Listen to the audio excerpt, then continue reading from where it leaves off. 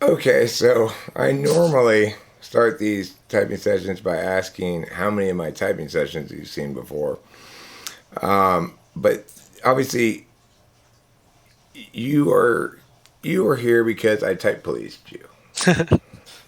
But I actually have not seen, believe it or not, like I don't think I've ever watched any of your sessions. I don't know how it goes at all.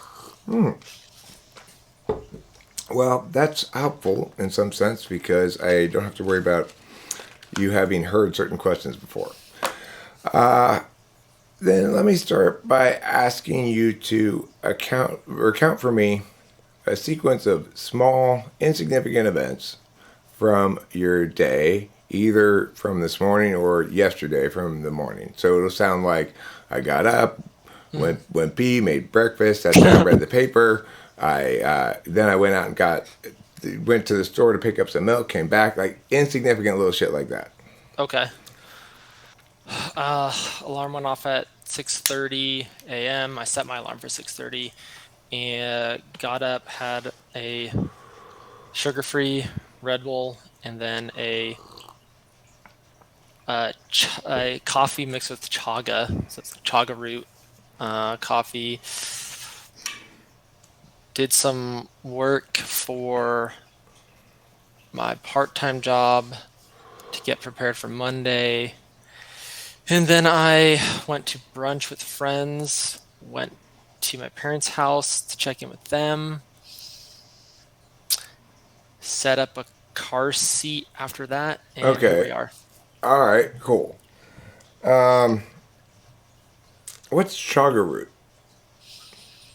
It is a mushroom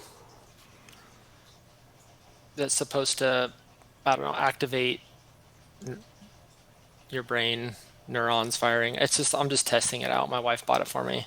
She Okay. listens to Dr. Drew. Dr. Drew recommended it. Okay. So you don't add it because it makes coffee taste better. There is some erythritol in it, so it does help. And I put some cream, heavy cream, so yeah. Okay. Can you talk to me about your eating and sleeping habits? Yes, I'm pretty strictly follow keto diet. I do have sometimes more carbs than I should, but I'm pretty strict on keto. Before keto, I was doing carnivore, so I was trying to go pretty extreme, just meat and eggs and cream.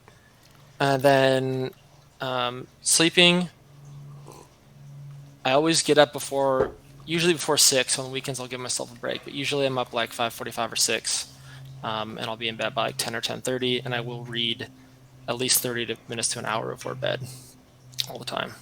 Do you have trouble falling asleep, or does that reading adequately make you sleepy? I do have trouble falling asleep. I have taken melatonin. I've taken GABA as well as an alternative, but reading will definitely, that thing will make me fall asleep fastest. Yeah. And if you don't get enough sleep, how do you feel? I'm pretty good without a lot of sleep. Like I think I can do 5 to 6 hours. My wife needs 9, so I'm sort of groggy. I do feel sick. Like I do feel like hungover if I don't sleep well. Okay. Are you? So you talked about this keto thing. Uh-huh. Is that because? Can you explain your reason, like why you want to do that kind of diet? It was definitely not to lose weight. Everyone's like, "Well, you're not fat. You're fine." And no, that's it was just because I wanted to see if the mental improvement worked, which I think it did. They said you need less sleep. That was great. Digestion was markedly improved. I believe I have some sort of gluten intolerance, so not having carbs or bread or cereal like cured that instantly. So it wasn't to lose weight as many people use it though. Okay. So it sounds like you're kind of into biohacking. It's not like with like the Silicon Valley types in the way that they're like trying to like take neuro like chemicals to see if they can like have new insights or see the future or something like that. I don't microdose or anything like that. I'm kind of against that, even though I know some of the community believe that it's important. Biohacking, yes. I'd like to try out extreme things to see if it works. Okay. Um, can you give me your thoughts on solving California's drought crisis? Solving California's drought crisis. Well, I believe they made a whole bunch of mistakes with dams back in the day, and they had all this money that was supposed to like build these dams, and that got, you know, pushed to some other fund or whatever. So I think the dam crisis would be the number one thing. Um, Gosh, that was such a big thing when I lived there. The Delta tunnels and all that. Gosh, I don't know. I don't have a good answer. Okay. What about plastic in the oceans?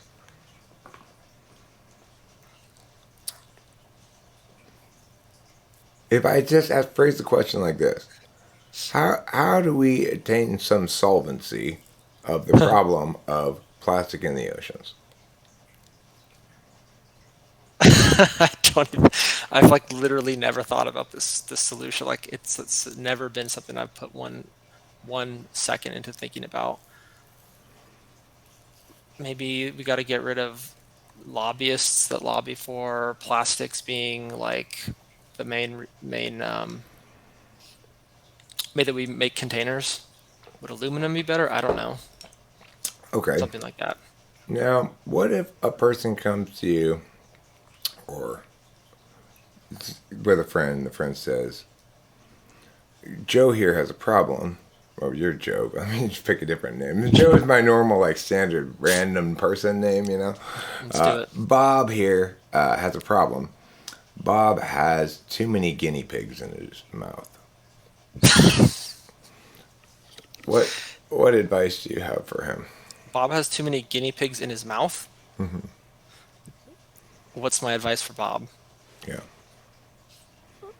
Well, maybe try reducing them to a comfortable amount of guinea pigs in his mouth. Not saying get rid of them all, just a comfortable amount.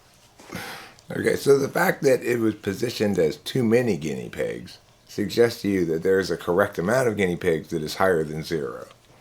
Yes, just, bigger mouths, bigger jaws. I mean, I think one would probably be enough for most people. Right. See, I would say maybe the advice there would be spit them out. Oh, not how I saw that one. Okay.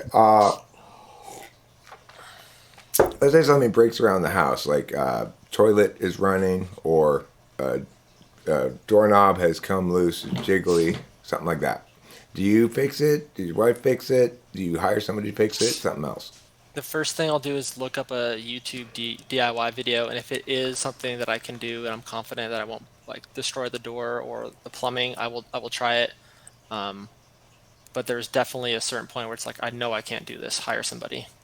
Okay. How much do you calculate in your decision making there the amount of time it's going to take you to do it? Like if you know you can do something but you think it's going to take too much time and effort, it's not worth it. I'll hire somebody. Is that a line of reasoning you use often? Time a little bit, but sometimes I will be willing to put in a little bit of effort multiple days in a row if I know that I can do it. It's just going to be a tedious process. That's fine with me, but um, like I wouldn't repaint my whole house. I wouldn't. That would be too much. I would never do something like that. That would, if it's going to take like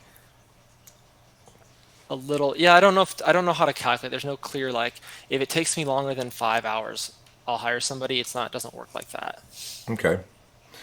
Uh, Let me ask a couple of introverted thinking questions. Sweet. If some potatoes grow in Ireland, and all things that grow in Ireland are named McCready, is it the case that some potatoes are named McGrady? It would be the case that some potatoes are named McGrady. Okay. If no penguins like cheese, and I don't like cheese, am I necessarily a penguin? You would not necessarily be a penguin in that scenario. Okay. How about if only people from Iceland hate iceberg lettuce and I don't hate iceberg lettuce? Am I necessarily not from Iceland? Ah, lost it. If only people from Iceland hate iceberg lettuce and I don't hate iceberg lettuce, am I necessarily not from Iceland? Yes, you are necessarily not from Iceland. No. Damn Because it. for that one, it would have to be all people in Iceland hate iceberg lettuce. Okay, that's fine. So, Hmm. can you tell me synonyms for the word flirty? Flirty synonyms would be, I guess, ch- charming, maybe, flirty, seductive, coy,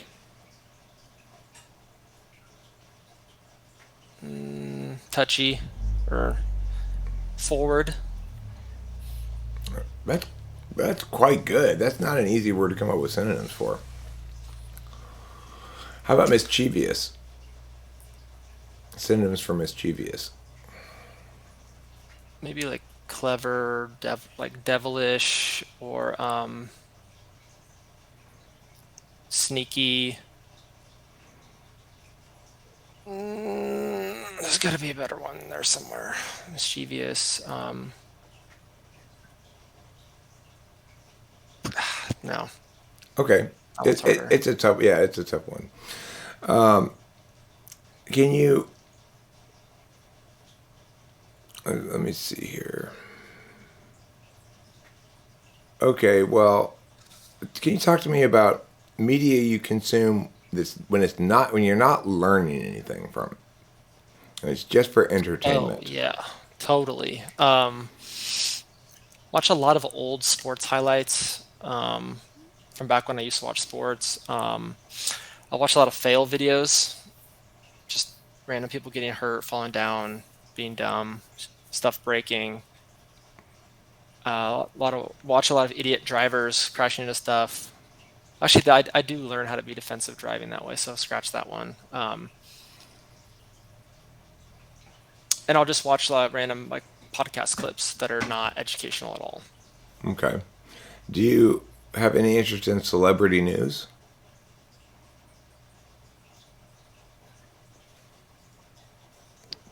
Do I not anymore. I used to care about celebrities a lot, sports celebrities especially, what players were tweeting about, what drama was going on in the NBA and NFL, all that stuff. No longer. I think it's only accidental because of the way the world is. It just all of a sudden we'll know that Rihanna's pregnant for no reason, but I really don't care about it or their opinions on anything. Right. Okay. Can you tell me your understanding of the word truth, definition of it, or thoughts about it?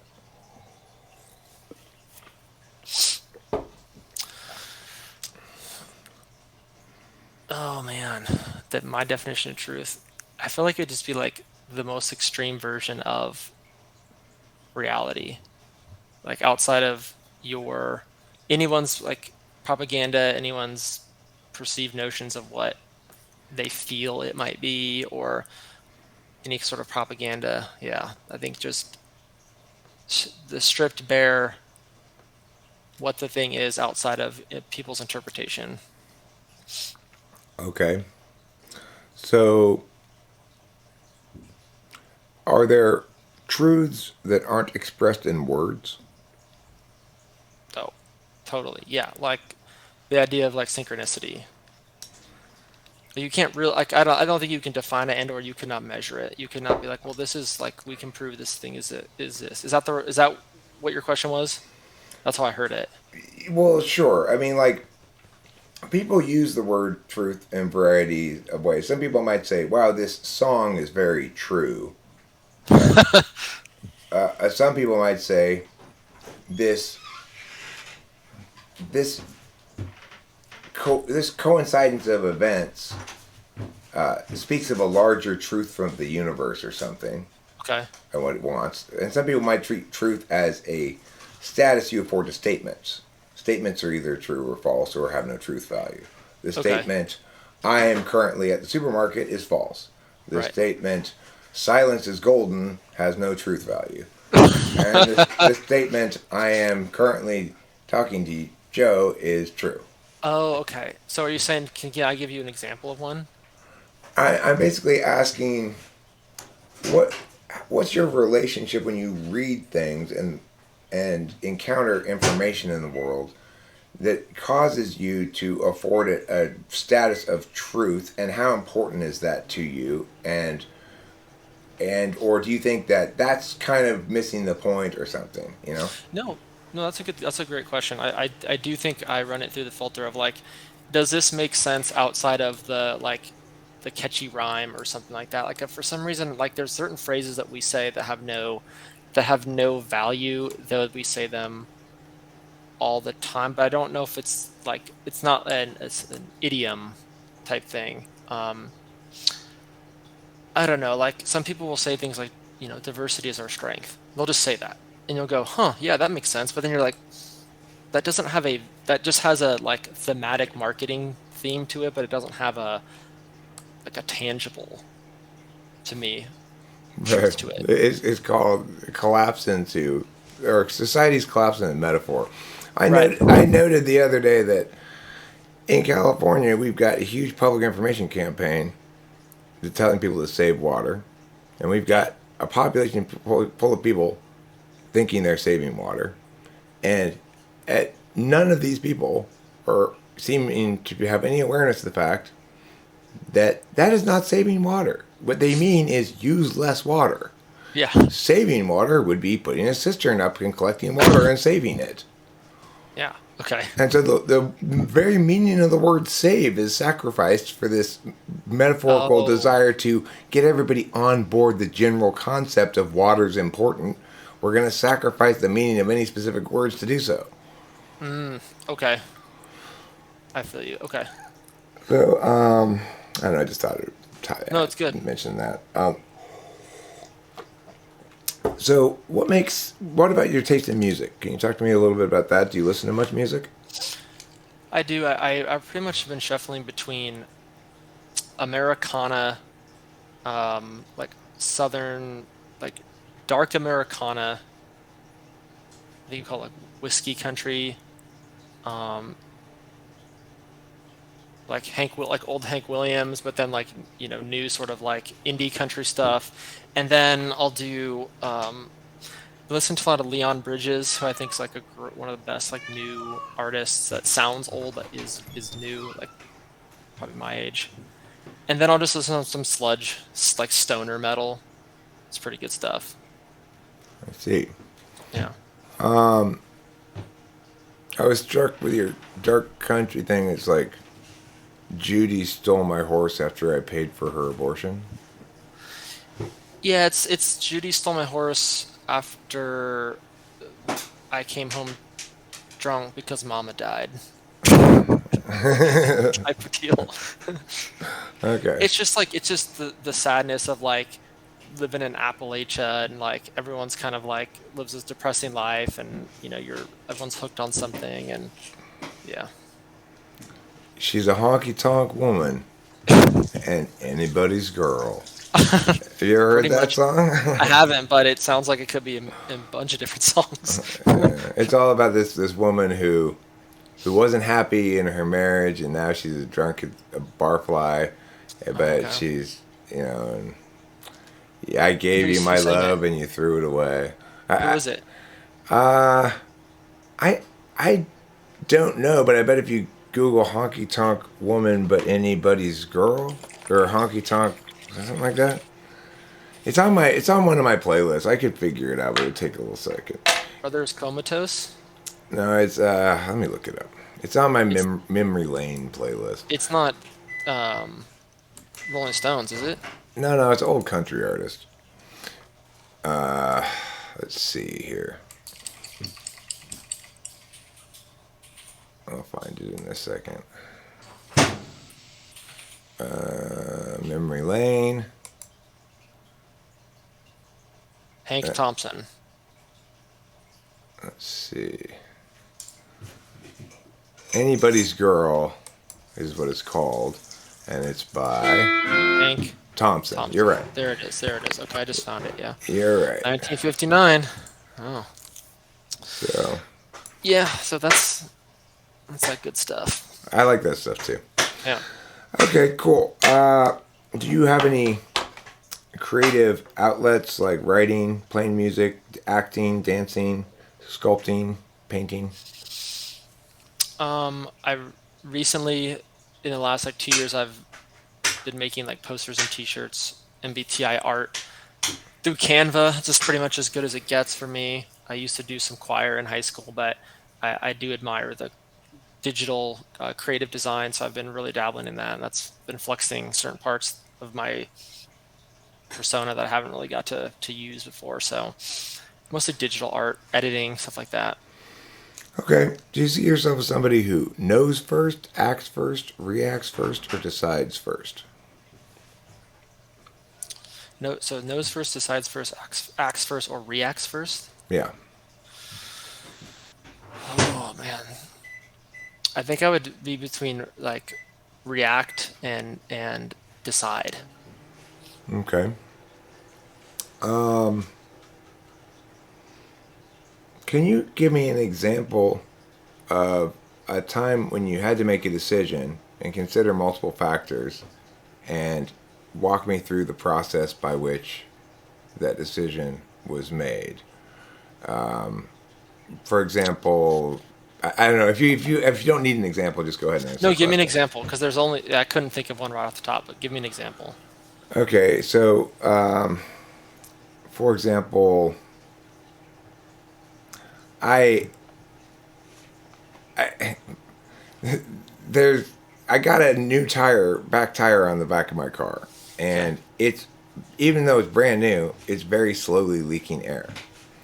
And so the the thing I had to decide was, do I want to deal with the hassle of taking it back to the place and having them fix it, or do I want to put a bit of like fix a flat in there and figure it's still a brand new tire. It just I don't know why it's leaking a little bit, but or do I want to yeah? And what I ultimately ended up doing is not deciding and just keep refilling the tire with air.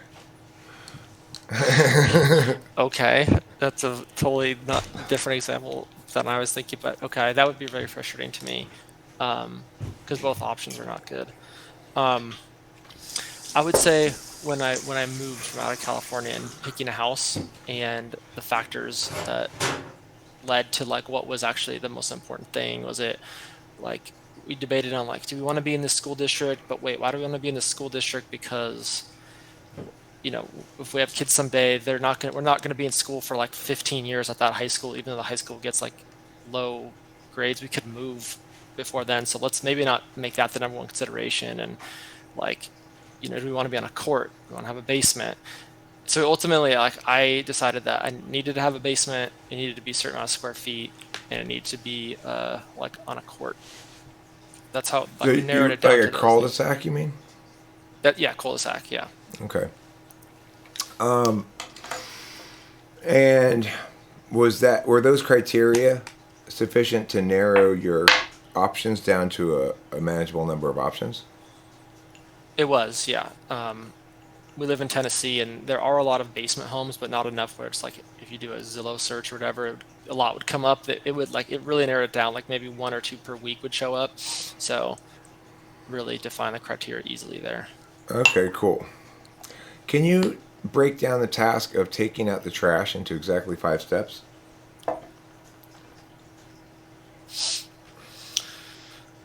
Yeah. So you smash the trash down so that you could easily pull it up and then tie the knot. So that would be one. Um, I open up the garage to make it easier to just go directly to the outside trash can. I put the trash in the trash and smash it down and compact it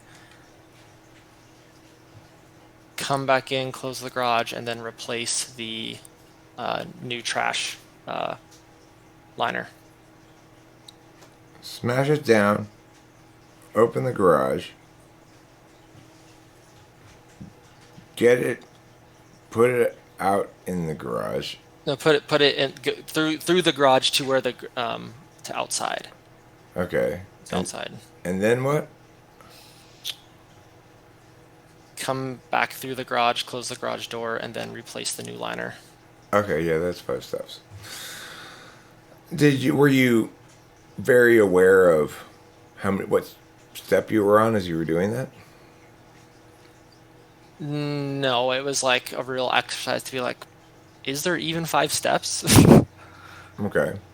What do you think the proper number of steps to break down trimming the hedges into is?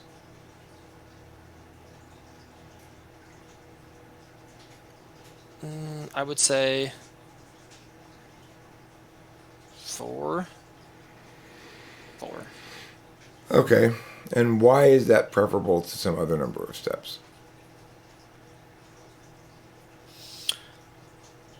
I guess it would just it's sort of like a impossible question to answer because you gave me 5 before, which is like okay, in my head it was 3, so I had to make up steps to like fill in the gaps. Here I'm just thinking like that those are the largest tasks, like 4 main tasks, and then you could subcategorize them if And you what needed are to. the 4 main tasks of that? Grab hedger, or if you want to use electric, 1. Hedge is 2. Clean up is 3. Or like put all the leaves together and then dump is 4. Okay.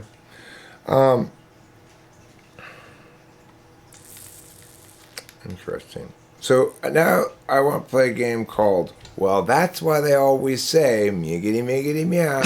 Okay. God.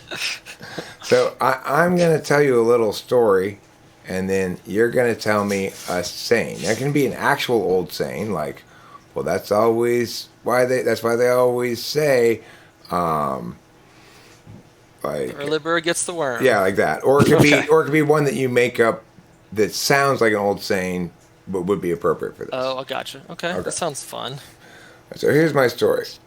Well, I went out to brunch with Judy and the guys, and afterwards she says, well, let's go hiking, and I said, well, that sounds great, but I don't have the right kind of shoes on. And she's like, come on, it'll be fine. I'm like, I don't know, it seems like I'm gonna get my feet sore. She's like, no, trust me, it'll be fine. I listened to her, and now I got all these fucking blisters on my feet. Well, that's why they always say. That's why they always say you always go with your gut. Okay, good. So if you were to have been asking the question, and my answer was, well, that's how they always say, you shouldn't listen to Judy. Okay. Would you think that was what interpretation would you make out of that answer, or in contrast to your answer? I would say, is Judy often wrong?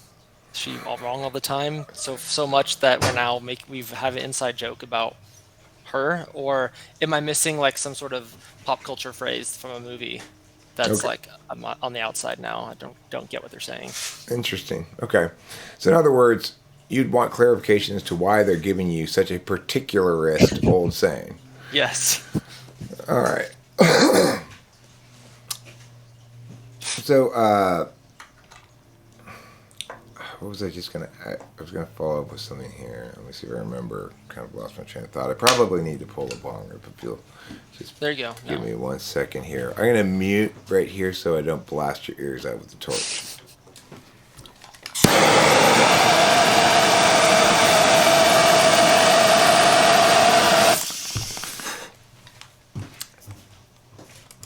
The viewing audience got no such courtesy, but you did.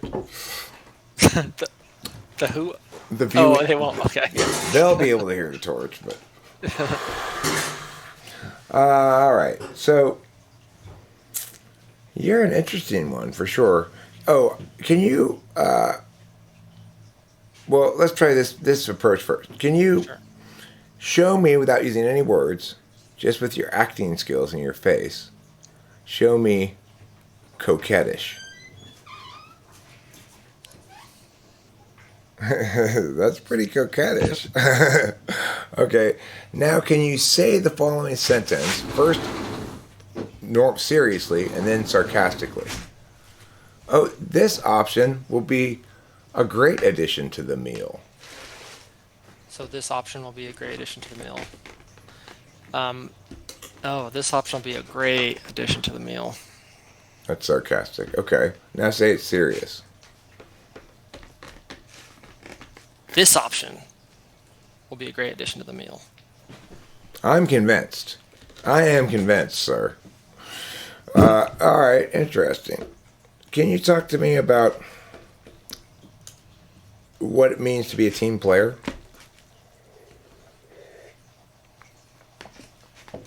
Oh, well, yes, absolutely pulling your own weight, never being like the weakest link,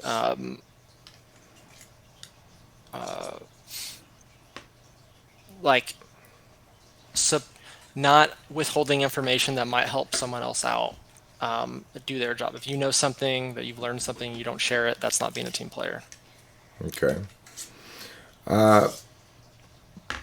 If you're going to go to a party and you're going to say one of the following two sentences, which sentence are you more likely to say? Sentence one. Ah, Judy and Bob are there, and you know they complain about shit all the time. They're kind of fussy. I'm sure it'll be fine. I'm not worried about me, but it's just like I'm worried that with those people, it might get a little fussy around there. Or are you more likely to say, Judy and Bob can deal with their own shit. I'm worried that this party's not going to be that fun for me. You know, it's like I want shit to be what I want it to be. Definitely more the first one. That's like a common theme. Okay. Yeah. Um, if you were to say, what do you think is more important for you to uphold in the world as a value? Is it more important for you to be reliable about following through on shit, or to be kind? Definitely more reliable in following through. That's like I can't stand people that say they're gonna do it and they don't do it. It's like you get one shot with me. So I will never allow myself to be that person. Wow, that's some strongly valued follow through. How about correctness versus openness? Is it more important for you to be technically correct or open to a broader understanding of things? No, I technical correctness is extremely annoying to me because I'm constantly like saying, you know what I mean. Like I said the wrong word, the wrong phrase, but like you understood what I meant. There's a lot left in between the lines there. Um, and then what was the second thing you said? What was the other side of that? Openness or Openness, which also sacrifices sort of shit meaning precise stuff. So yeah. you're battling vagary versus I guess prissiness about technicalities. I am I would say I'd lean more towards being vague, though I do like to like I am reading a book on the etymology on words. I do like preciseness in words, but I'm willing to not always communicate extremely precisely. Okay. Are you more likely to make a mistake in saying something to your wife that's uh, is true, but you say it kind of not very nicely? Or are you more likely to make the mistake of saying something to your wife that's not exactly true because you're being nice? I think it's the first one. It's a good Okay. question, but I think the first one. Okay. How do you feel emotionally right now? Content, a little tired, but that's not really an emotional thing. I'm content emotionally. Okay. How do you think I feel emotionally right now?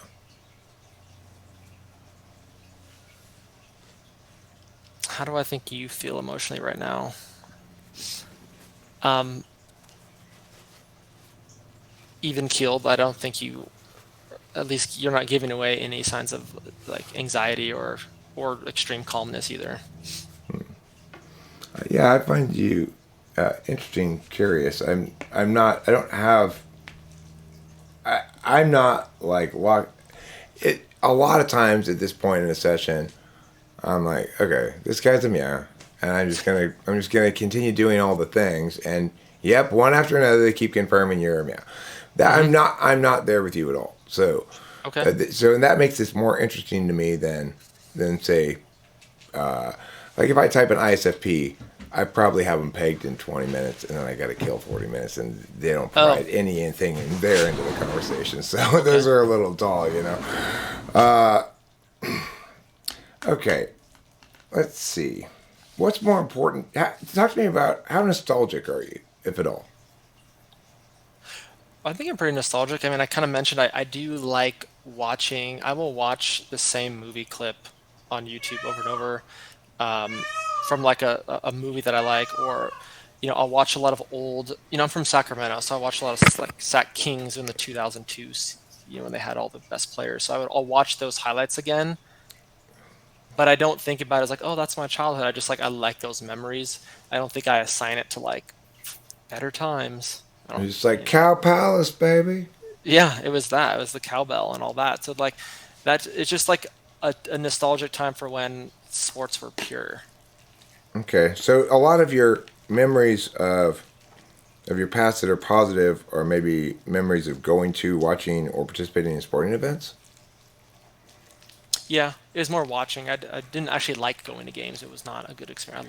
I just watch it. Isn't it better to watch it on TV? Like, It yeah, being is. being in a stadium is like, that those lines, the yellow lines aren't there. Didn't know that the first time I went, like for football, and Oh, you you thought always those have were some actually fan that there?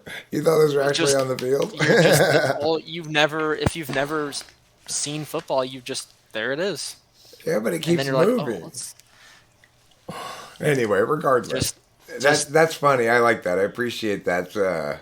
One of those great things, like when I at some point in like age 40 realized that earwigs don't actually make you deaf. That was just some bullshit I picked up in childhood.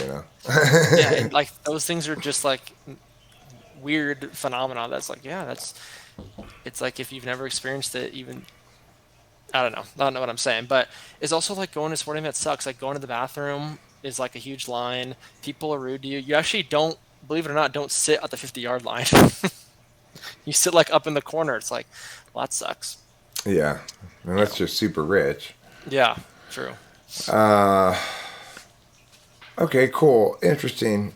So, do you have friends still that you were friends with when you were a kid that you Just keep in like touch one or with? two. Just one or two really close. I think one really close friend. Yeah. What do you think it is about that friend that made you want to keep in touch with him more than others? I think we were just on the same wavelength in terms of we liked the same movies. That's how we started our friendship, and then we had the same kind of political views. We liked the same writers. We liked the same. We shared books or reference books to each other, um, and I think he just had a sense of loyalty towards me through like different times of my life that some other people didn't, and that was pretty much it. Like, you know. But there's definitely been friends like as soon as you move, you've never talked to them again. So maybe you weren't that good of friends. Right. Are you the one who's likely to initiate trying to talk to them again, or are they going to be the one who reaches out? I actually think it's the most 50-50 relationship I have. So there's not like, hey man, like, do you want to chat? It's never that. It's something will come up, he'll text me, something will come up, I'll call him. It seems like very equal. Okay. Do you think that the reason that one sustained is because of that rest, like because you were willing to do your connecting half of it, and that the reason the other ones didn't is because you didn't do your connecting half of it? No, I don't think it's actually because of me initiating that or putting in the effort. I don't think that. I can't exactly pinpoint it. Okay. Yeah, I don't know exactly what it is, but I just as we've grown as people, we've kept the same like we're on the same path, I guess. So it's been easy to like at each life transition to be like he's you know at the same place I am. A lot of people were at different places in life, so it didn't make sense to be friends.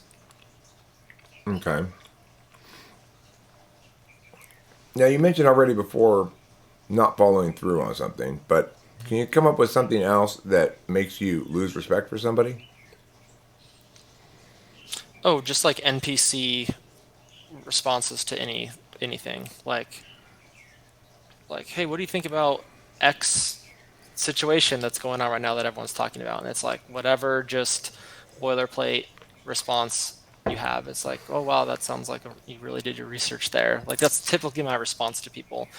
I don't like regurgitated sayings about just whatever is going on. A headline. They give me a headline. Okay. About anything. It could be just music. It doesn't have to be like politically charged, but typically that's where I do say that. When it comes to music, how much of your musical listening energy do you direct towards stuff that you already know you like versus stuff you never heard before? It's very much directed towards stuff I already know I like, to the point where like I will just on repeat the same song 20 times until it's like burnt out, and then I'll put it away and come back in like 3 months and do it again. Okay. And how quickly does that the repertoire of stuff to which you do that grow? You mean like adding new songs and then burning that out and then Yeah, like does it grow or you keep going through the same cycle of 20 songs and that's sufficient for you? it'll probably no, it'll be like so like I guess if we were to like say in a year I could probably add maybe I could probably add 100 new songs a year that are on my favorites list that I've like burned through, listened to like 20 times over and over and over. But then I will go back and delete songs. Like I actually haven't listened to that song in so long, it actually is not good anymore. Like delete. What quality does a song have to make you say, "Welcome onto the team"? Song. It has to have in a like if it has to move you in a way, either to like wow, like I've never that's so poetic, like I actually have to like pause the song, like holy crap. Usually my criteria is usually this. If I hear the song and I'm like, what was my life before this song? How was I living before I heard this song? Is typically what will get saved. Okay. Um, can you remind me what your answer was to the amount of sleep you think you need a night? Yeah, I did ask you that question, right? You didn't say how much I need. You said what's my sleeping pattern. Okay, well, how much do you think you need? Because you say you didn't need very much I would necessarily. say I am good between 6 and 7. I can do 6. 7 is like the max, the perfect for me. Okay. Are you? It looks very tidy. Mhm. Is that just for? It's like if the camera were turned the other way, would it be a shithole? I can show you. If you want to, sure. Yeah. If you're comfortable with that. So it's like, there's and then so then there's me, and then And you didn't like clean up in preparation for this, right? no, I mean, this is how I am all the time. That's pretty tidy. Do you enforce that same level of tidiness on the other members of your family? Yeah, my wife's, I mean, she's on board with the cleanliness as well. So I'm constantly cleaning, doing the dishes, dusting, laundry, all that stuff. Yeah, I hate dusting, but it is necessary. Vacuuming. Okay. Uh, okay. I'm gonna ask Rachel to chat with you for a little bit. Okay.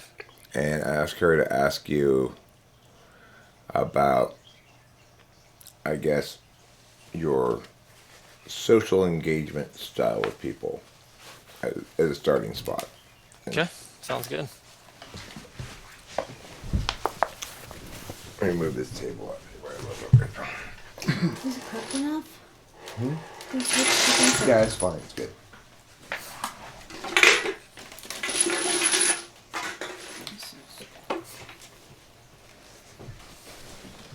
Hello. Hey, So, what was it that you wanted me to ask? Social engagement style, like how he deals. Is he the one to start conversations, or Okay, so yes, social engagement style. Do you, if you're at a party and you're by yourself, what kind of actions or non-actions do you take? I'm definitely extroverted in this way.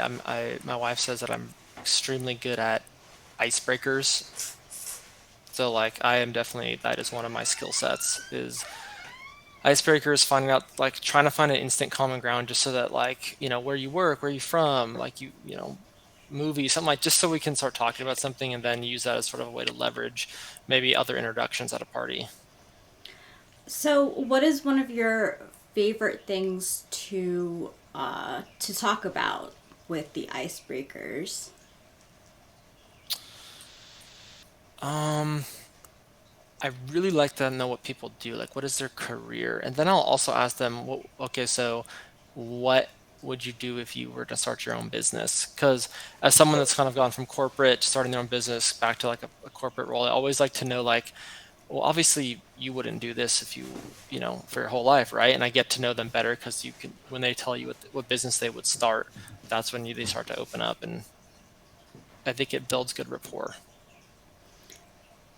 So, do you yourself, when you're speaking with people about their business success or just what they do for a living, hmm are you hoping to like gain commonality with them, or is it more like you just want to get to know them better? Definitely commonality. I'm not really interested in like what drives somebody or like what their motivation is or if they have some like story about, oh, I do it for my kids or anything like that. I'm just like, well, what's something there like, oh, you're in sales too? Like, what's your like? Tell me about that. That's interesting to me. Do you like to network? Yeah, but more online. Like, I really don't like networking events. I can do them, but I really would rather network online and could build slower but tighter circles of people. Okay, so would you say that you prefer to work with those smaller Oh, groups? totally. Yeah. Way. I'd rather have like a very intimate group team project than like, facilitate for 20 people. Okay. Do you goal set? In more of a loose format, like not in the sense like I need to make this much per year and like I'll set a like by a monthly daily goal. I don't really do that, but um in like a loose framework, I will set a goal. Okay. So some goal setting, but nothing that has any, steps really involved. Like, Well, like I will aggressively like okay, for example, I will aggressively add people on my LinkedIn every single day. And every single day, I will also send a message to all the people that connected me the day before. So it is like a process of growth that is not like I have to message 5 people a day every single day, but it's like every single day I need to be doing this task no matter what. And that will eventually lead to something which I don't know, but success will be inevitable because of the networking. do you like checking things off a list? Do you make a list? Yes, my wife and I both make lists. We're constantly updating it, throwing away, making new lists, throwing away all the time. Could you remember your list without the list in front of No, you? no way. No. That's like if I was to go to the grocery store, my wife would said, "Here's 5 items I would forget as soon as I walked in the store." Okay. I think okay. Thanks for talking to me, Joe. Yeah, this is great. Mm-hmm.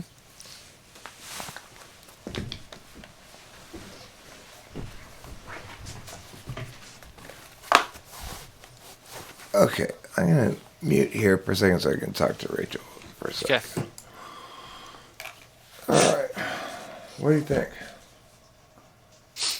So, he sounds TE. But not like in an NI way. Like maybe he is an INTJ. Okay, that's what I was thinking too. So I'm glad to hear you say that. We're basically all right. Okay, so here's where we're at with you, which is I spent most of this session confused, but well, let's go with what we can definitively say for sure, which is you're not extroverted intuition polar, you're not introverted thinking polar, and you're not introverted sensing polar. So we can eliminate from that a total of 6 types, which means you're not ESFP, you're not ENFP, you're not ISFP, and you're not ISTP, and you're not ENTJ, and you're not ENFJ. So that's those types we can eliminate for sure. Now, the thing is,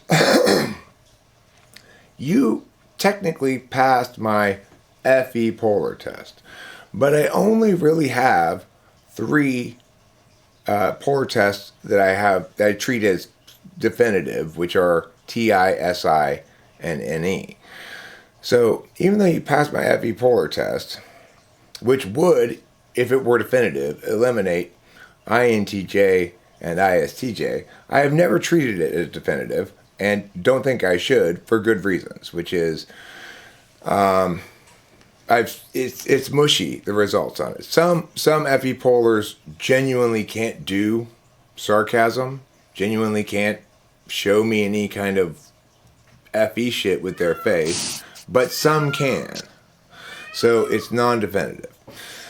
When I talked to you, at first I thought you didn't seem very TE because of the thing, like, okay, the way you break this down into 5 steps. But when I got into your own metacognition about it, I realized, oh, it's because his TE is better than mine, not worse. It's like he realized that's not a good number of steps to break it into. when I asked you how many steps something should be broken into, you said 4, and I initially thought he's just saying something arbitrary. But then when I dug into it, actually, that makes perfectly good sense. That's suggestive of actually very good TE. Oh, okay. So, but my conclusions were ultimately is yes, you are TE. Now it does seem like, now keeping in mind this is my weak spot as a typologist, is recognizing what FI looks like, because it's my blind spot. So I have trouble recognizing it in others. And you are socially graceful in a way that made me go, he seems pretty FE to me. But that is my particular weakest spot as a typologist. I can't seem to recognize FI when I see it very, very clearly. So I try to do everything else instead and avoid that and let that be the thing that gets resolved by conditionality or whatever. So, so the other thing is, as far as the TI results go, those are absolutely consistent with either 6, 3, or 8. On Enneagram? No, slots. Your TI results are consistent with either the 3rd slot, 6th slot, or 8th slot. Well, 6 would, obviously 6 would make sense, but... So, in other words, both Rachel... When I asked Rachel what she thought, she was saying, I think he is an INTJ. And before she told me that, I was thinking, having the same basic thing here, which was, you know what? I think he is an INTJ. And when I was over there, I was thinking he kind of reminds me of Jonathan Basanti in a certain way. Who's that? Should I look him up? No, I don't think he has any content. He's just this guy who I've typed before, and he was around Oh. my channel and participates in the chat and stuff. Oh, okay. So if I were somebody who was easily misled by correlates and affect, I would probably have been drawn towards an STP of some sort because of this sports related stuff. But Sure. that also sounds consistent with fourth slot SE, and I might have been misled by your claiming to be nostalgic, except the thing you were nostalgic about was not an act. Were not specific experiences. It was the way sports used to be, Yeah. which isn't really something you actually are nostalgic about. That's not really nostalgia. What you're saying, you're is a sort of sense that things have changed for the worse is not exactly nostalgia, which is consistent with 8 slot SI. So I would say the tests aren't. INTJ is not one of the types that I can be 100% on as I can if you were TI polar, NE polar, or SI polar, I could be more 100%. Right. But I can tell you that the best conclusion to draw from all of the data that I've drawn out from you here so far is that you actually are an INTJ, even though you might not have a textbook affect of a stereotypical INTJ. So, my question would be like, could I have come into this session and just like put on the INTJ facade? Would you have been able to be like, he's faking the INTJ Well, sure, because you kind of faked STP. in my videos, or No, in this session. oh, okay, Whether you did it on purpose or not, your affect, if somebody were subject to being misled by affect in that fashion, they would type you as STP. You seem more comfortable as a FE person, and you also seem to state stuff that links to SE a lot. And so that if I were subject to being misled by that kind of things, I would have said you were STP in this at the end of this session. In other words, you're not misleading me. okay. Your affect is inherently misleading. That's why I struggled with you for such a long time. I thought your breakdown of me was really good, and I was like, yeah, that makes a lot of sense because I'm definitely using TI, and like, I felt like I do use FE from a mechanical point of view. If I'm just evaluating myself, like in order to have your ESTJ boss view you this way, I would suggest these things, but I am not trying to build rapport with the boss. I'm just trying to manipulate. And also, you remind me of Basanti because this is now the second time in which I said, basically, this guy can't be INTJ because he's too good at meow. Yeah. And that ended up being not the case. And I learned, oh, I guess INTJs can be that good at that. But the thing is that I'm talking about is like a discipline rather than a function. So it's like Jonathan Basanti, I said, well, you're too funny and clever to be an INTJ. Right? That's not a cognitive function. It's just me thinking only extroverted intuitors can be that funny and clever. I see. But that's not really the case.